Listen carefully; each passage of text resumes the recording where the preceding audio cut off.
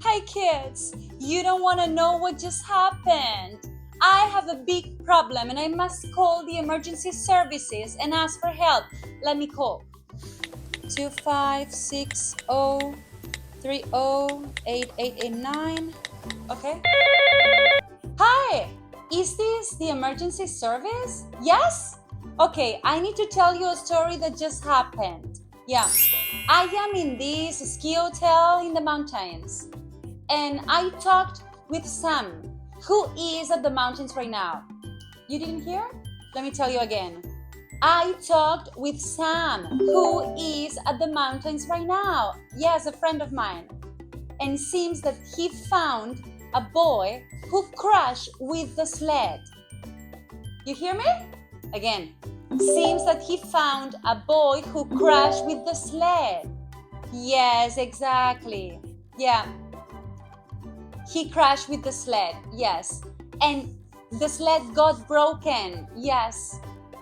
The boy got trapped between the sled and a tree. Yes, the boy got trapped between a tree and the sled. And they both can't come down. Could you please send someone up there to rescue them? Yes, you can? Thank you. Thank you. Thanks for your help. Oh, boys, I'm really sorry. I couldn't tell you before, but I needed to ask for help. Oh, hope they'll be fine. Compra nuestros cuadernos y aprende desde donde quieras. Tienes un método súper intuitivo y fácil público en nuestra web. Solo tienes que seguir el orden de las imágenes, ver nuestros vídeos donde jugamos con gramática y sobre todo hacer las actividades con nuestro equipo.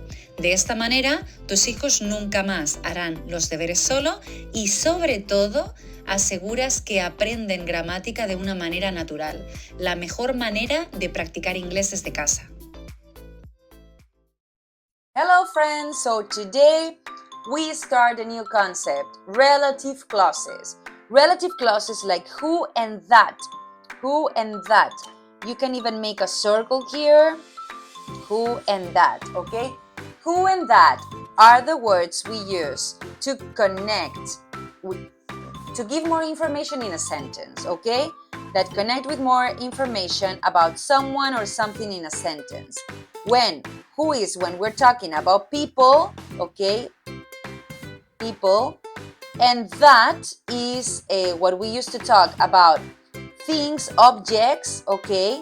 And people sometimes, yes? That is for both. But who is just for people? So let's see this activity, the first activity, and do it together. Complete the following sentences using who or that and relate them to winter pictures. Okay, here we have the pictures. So, the snowman, where is the snowman? Here. So that's why I'm going to make a beautiful number 1. Number 1. The snowman wears a top hat, is in the garden. The snowman that wears a top hat is in the garden, or the snowman who wears a top hat is in the garden. Here, who and that are okay, yes?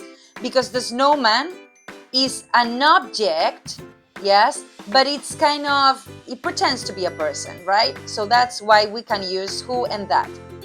Then let's go for number 2. I know a ski teacher. Ski teacher. And the ski teacher is here. So that's why I'm going to make the number 2. The ski teacher is here. I know a ski teacher. Who, it's a person. So who, okay? Who lives in these apartments. Who? Well done. I know a ski teacher who lives in these apartments. Then, the reindeer pulls Santa's sleigh, has a red nose. The reindeer. Okay, so that's the number 3. And I'm going to make this beautiful 3 just here. Well done. And I write it. The reindeer that pulls, because it's an animal, right? Yes, it's better. Here we cannot say the reindeer who. The reindeer that pulls Santa's sleigh has a red nose. And finally, Maria, a girl, a woman, a lady. So Maria is a person who. Maria got a call from Tom, and Tom is another person who lives in London. Okay, who lives in London. And this who is talking about Tom, right? Yes, do you get it?